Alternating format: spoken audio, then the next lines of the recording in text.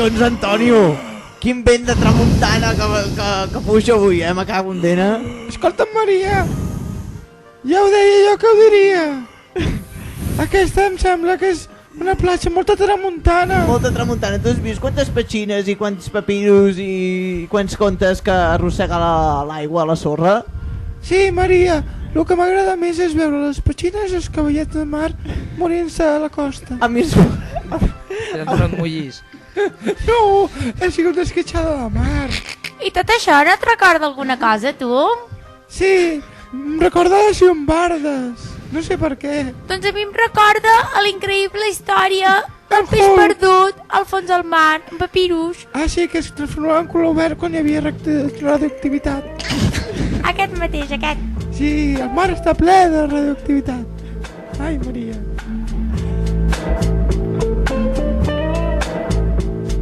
Capítol 14. Gràcies, Llombarda.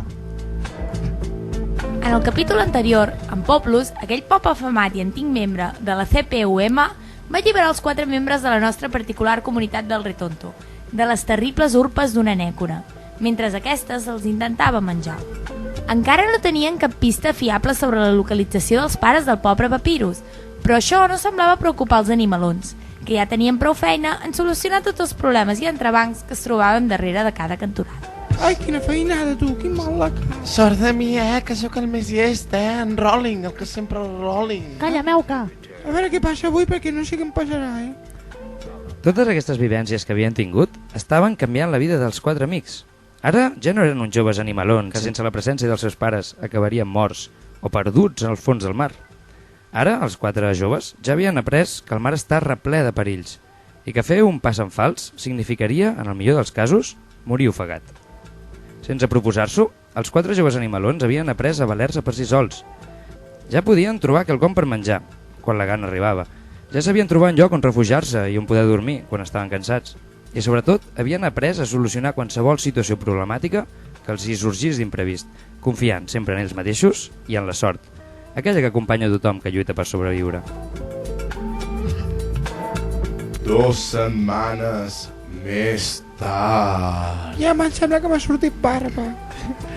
Jo és que ja m'he feitat, Després de sortir d'aquella cova i recórrer la gran majoria de camps de refugiats de les costes catalanes, es van sorprendre a l'observar una fotografia d'en Papirus enganxada amb cola a una paret dins un cartell on hi posava «Es busca, s'ha perdut el pobre». 100 milions d'euros de recompensa. Em sembla que no tenien tants de diners. L'esperança va tornar a regnar entre els 4 amics.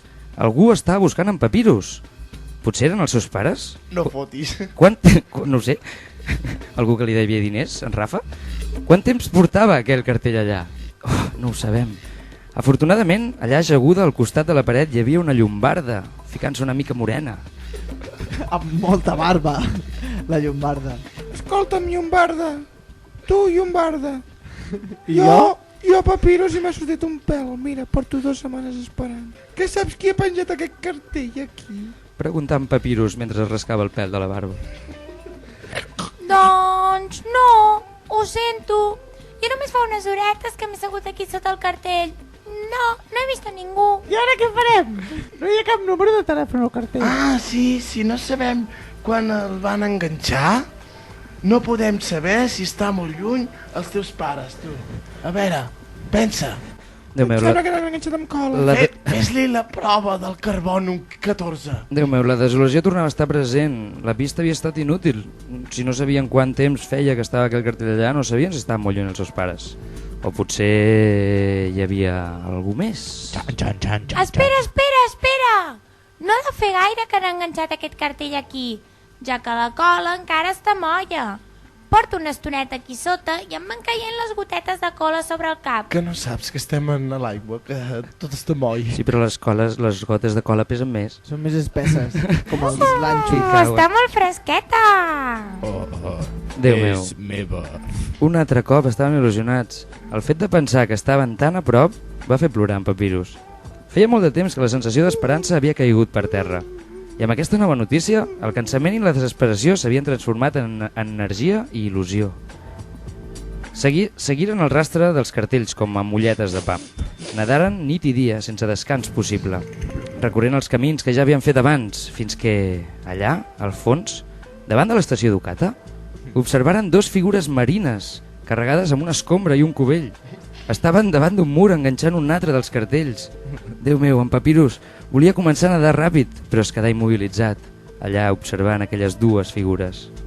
Ostres, a veure... Déu meu, si voleu saber la identitat d'aquests 2 misteriosos animalons que anaven pels mars del Maresme enganxant cartells amb cola amb la cara d'en Papirus, Us convidem la setmana vinent en el següent capítol de...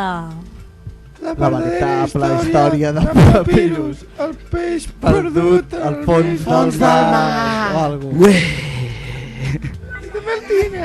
La setmana que ve capítol 15 i potser apareixen els pares. A veure, qui va disfressat de Papirus? Ui, saber.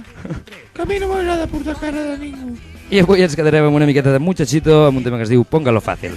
Perquè si ho poses més fàcil, pues les coses potser són més fàcils, Ja no? ho sé, póntelo, pónselo, Mira que és complicat perdre's al mig del mar, Ahí está la solución. Me lleva la razón.